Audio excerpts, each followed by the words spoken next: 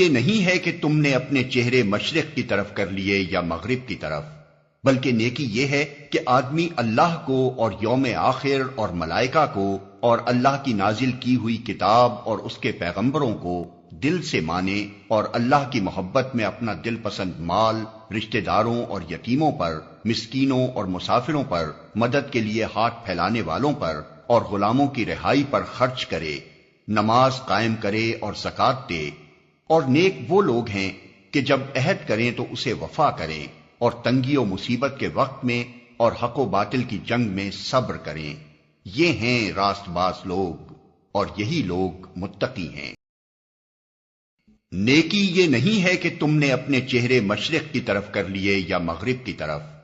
مشرق اور مغرب کی طرف منہ کرنے کو تو محض بطور تمثیل بیان کیا گیا ہے، دراصل مقصود یہ ذہن نشین کرنا ہے کہ مذہب کی چند ظاہری رسموں کو ادا کر دینا اور صرف ضابطے کی خانہ پوری کے طور پر چند مقرر مذہبی اعمال انجام دینا اور تقویٰ کی چند معروف شکلوں کا مظاہرہ کر دینا وہ حقیقی نیکی نہیں ہے جو اللہ کے ہاں وزن اور قدر رکھتی ہے۔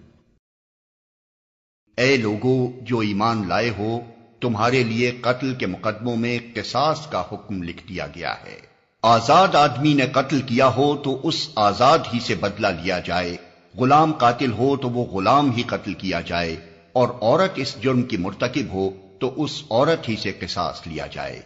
ہاں اگر کسی قاتل کے ساتھ اس کا بھائی کچھ نرمی کرنے کے لیے تیار ہو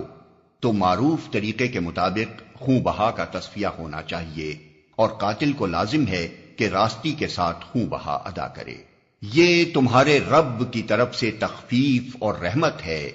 اس پر بھی جو زیادتی کرے اس کے لیے دردناک سزا ہے۔ تمہارے لیے قتل کے مقدموں میں قصاص کا حکم لکھ دیا گیا ہے۔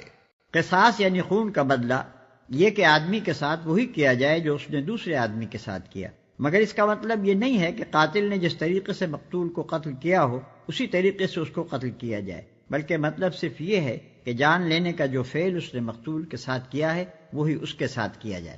اور عورت اس جرم کی مرتکب ہو تو اس عورت ہی سے قصاص لیا جائے۔ جاہلیت کے زمانے میں لوگوں کا طریقہ یہ تھا کہ ایک قوم یا قبیلے کے لوگ اپنے مقتول کے خون کو جتنا قیمتی سمجھتے تھے اتنی ہی قیمت کا خون اس خاندان یا قبیلے یا قوم سے لینا چاہتے تھے جس کے آدمی نے اسے مارا ہو۔ محض مقتول کے بدلے میں قاتل کی جان لے لینے سے ان کا دل ٹھنڈا نہ ہوتا تھا، وہ اپنے ایک آدمی کا بدلہ 20 اور سینکڑوں سے لینا چاہتے تھے۔ ان کا کوئی معزز آدمی اگر دوسرے گروہ کے کسی چھوٹے آدمی کے ہاتھوں مارا گیا ہو تو وہ اصلی قاتل کے قتل کو کافی نہیں سمجھتے تھے، بلکہ ان کی خواہش یہ ہوتی تھی کہ قاتل کے قبیلے کا بھی کوئی ویسا ہی معزز آدمی مارا جائے، یا اس کے کئی آدمی ان کے مقتول پر سے صدقہ کیے جائیں۔ برعکس اس کے اگر مقتول ان کی نگاہ میں کوئی ادنا درجے کا شخص اور قاتل کوئی زیادہ قدر و عزت رکھنے والا شخص ہوتا تو وہ اس بات کو گوارا نہ کرتے تھے کہ مقتول کے بدلے میں قاتل کی جان لی جائے۔ اور یہ حالت کچھ قدیم جاہلیت ہی میں نہ تھی، موجودہ زمانے میں جن قوموں کو انتہائی مہذب سمجھا جاتا ہے ان کے باقاعدہ سرکاری اعلانات تک میں بسا اوقات یہ بات بغیر کسی شرم کے دنیا کو سنائی جاتی ہے کہ ہمارا ایک آدمی مارا جائے گا تو ہم قاتل کی قوم کے 50 آدمیوں کی جان لیں گے۔ اکثر یہ خبریں ہمارے کان سنتے ہیں کہ ایک شخص کے قتل پر مغلوب قوم کے اتنے یرغمال گولی سے اڑائے گئے۔ ایک مہذب قوم نے اسی 20ویں صدی میں اپنے ایک فرد سرلی اسٹیک کے قتل کا بدلہ پوری مصری قوم سے لے کر چھوڑا۔ دوسری طرف ان نام نہاد مہذب قوموں کی باضابطہ عدالتوں تک کا یہ طرز عمل رہا ہے کہ اگر قاتل حاکم قوم کا فرد ہو اور مقتول کا تعلق محکوم قوم سے ہو تو ان کے جج قصاص کا فیصلہ کرنے سے گریز کرتے ہیں۔ یہی خرابیاں ہیں جن کے سدباب کا حکم اللہ تعالیٰ نے اس آیت میں دیا ہے۔ وہ فرماتا ہے کہ مقتول کے بدلے میں قاتل اور صرف قاتل ہی کی جان لی جائے، قطع نظر اس سے کہ قاتل کون ہے اور مقتول کون۔ ہاں اگر کسی قاتل کے ساتھ اس کا بھائی کچھ نرمی کے لیے تیار ہو۔ بھائی کا لفظ فرما کر نہایت لطیف طریقے سے نرمی کی سفارش بھی کر دی ہے۔ مطلب یہ ہے کہ تمہارے اور دوسرے شخص کے درمیان باپ مارے کا بیر ہی صحیح، مگر ہے تو وہ تمہارا انسانی بھائی، لہذا اگر اپنے ایک خطا کار بھائی کے مقابلے میں انتقام کے غصے کو پی جاؤ تو یہ تمہاری انسانیت کے زیادہ شایان شان ہے۔ اس آیت سے یہ بھی معلوم ہو گیا کہ اسلامی قانون تعزیرات میں قتل تک کا معاملہ قابل راضی نامہ ہے۔ مقتول کے وارثوں کو یہ حق پہنچتا ہے کہ قاتل کو معاف کر دیں، اور اس صورت میں عدالت کے لیے جائز نہیں کہ قاتل کی جان ہی لینے پر اصرار کرے۔ البتہ جیسا کہ بعد کی آیت میں ارشاد ہوا، معافی کی صورت میں قاتل کو خون بہا ادا کرنا ہوگا۔ تو معروف طریقے کے مطابق خون بہا کا تصفیہ ہونا چاہیے۔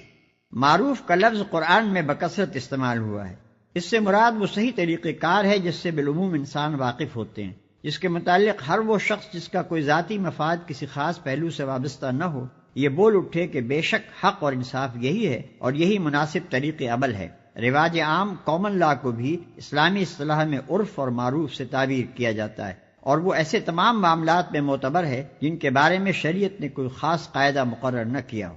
اس پر بھی جو زیادتی کرے، مثلا یہ کہ مقتول کا وارث خون بہا وصول کر لینے کے بعد پھر انتقام لینے کی کوشش کرے، یا قاتل خون بہا ادا کرنے میں ٹال مٹول کرے اور مقتول کے وارث نے جو احسان اس کے ساتھ کیا ہے اس کا بدلہ احسان فراموشی سے دے۔ اور اے عقل رکھنے والو، تمہارے لیے قصاص میں زندگی کا سامان ہے، امید ہے کہ تم اس کی خلاف ورزی سے بچو گے۔ تمہارے لیے قصاص میں زندگی ہے، یہ ایک دوسری جاہلیت کی تردید ہے جو پہلے بھی بہت سے دماغوں میں موجود تھی اور آج بھی بکثرت پائی جاتی ہے۔ جس طرح اہل جاہلیت کا ایک گروہ انتقام کے پہلو میں افراد کی طرف چلا گیا، اسی طرح ایک دوسرا گروہ عفو کے پہلو میں تفرید کی طرف گیا ہے، اور اس نے سزائے موت کے خلاف اتنی تبلیغ کی ہے کہ بہت سے لوگ اس کو ایک نفرت انگیز چیز سمجھنے لگے ہیں، اور دنیا کے متعدد ملکوں نے اسے بالکل منسوخ کر دیا ہے۔ قرآن اسی پر اہل عقل کو مخاطب کر کے تنبیہ کرتا ہے کہ قصاص میں سوسائٹی کی زندگی ہے۔ جو سوسائٹی انسانی جان کا احترام نہ کرنے والوں کی جان کو محترم ٹھہراتی ہے وہ دراصل اپنی آستین میں سانپ پالتی ہے۔ تم ایک قاتل کی جان بچا کر بہت سے بے گناہ انسانوں کی جانیں خطرے میں ڈالتے ہو۔ تم پر فرض کیا گیا ہے کہ جب تم میں سے کسی کی موت کا وقت آئے اور وہ اپنے پیچھے مال چھوڑ رہا ہو تو والدین اور رشتہ داروں کے لیے معروف طریقے سے وصیت کرے، یہ حق ہے متقی لوگوں پر۔ یہ حکم اس زمانے میں دیا گیا تھا جبکہ وراثت کی تقسیم کے لیے ابھی کوئی قانون مقرر نہیں ہوا تھا۔ اس وقت ہر شخص پر لازم کیا گیا کہ وہ اپنے وارثوں کے حصے بذریعہ وصیت مقرر کر جائے تاکہ اس کے مرنے کے بعد نہ تو خاندان میں جھگڑے ہوں اور نہ کسی حقدار کی حق تلفی ہونے پائے۔ بعد میں جب تقسیم وراثت کے لیے اللہ تعالیٰ نے خود ایک ضابطہ بنا دیا جو آگے سورہ نساء میں آنے والا ہے، تو نبی صلی اللہ علیہ وسلم نے احکام وصیت اور احکام میراث کی توضیح میں حسب ذیل دو قاعدے بیان فرمائے۔ ایک یہ کہ اب کوئی شخص کسی وارث کے حق میں وصیت نہیں کر سکتا، یعنی جن رشتہ داروں کے حصے قرآن میں مقرر کر دیے گئے ہیں ان کے حصوں میں نہ تو وصیت کے ذریعے سے کوئی کمی یا بیشی کی جا سکتی ہے، نہ کسی وارث کو میراث سے محروم کیا جا سکتا ہے، اور نہ کسی وارث کو اس کے قانونی حصے کے علاوہ کوئی چیز بذریعہ وصیت دی جا سکتی ہے۔ دوسرے یہ کہ وصیت کل جائیداد کے صرف 1/3 حصے کی حد تک کی جا سکتی ہے۔ ان دو تشریحی ہدایات کے بعد اب اس آیت کا منشا یہ قرار پاتا ہے کہ آدمی اپنا کم از کم 2/3 مال تو اس لیے چھوڑ دے کہ اس کے مرنے کے بعد وہ حسب قاعدہ اس کے وارثوں میں تقسیم ہو جائے، اور زیادہ سے زیادہ 1/3 مال کی حد تک اسے اپنے ان غیر وارث رشتہ داروں کے حق میں وصیت کرنی چاہیے جو اس کے اپنے گھر میں یا اس کے خاندان میں مدد کے مستحق ہوں، یا جنہیں وہ خاندان کے باہر محتاج اعانت پاتا ہو، یا رفاع عام کے کاموں میں سے جس کی بھی وہ مدد کرنا چاہے۔ بعد کے لوگوں نے وصیت کے اس حکم کو محض ایک سفارشی حکم قرار دے دیا، یہاں تک کہ بالعموم وصیت کا طریقہ منسوخ ہی ہو کر رہ گیا،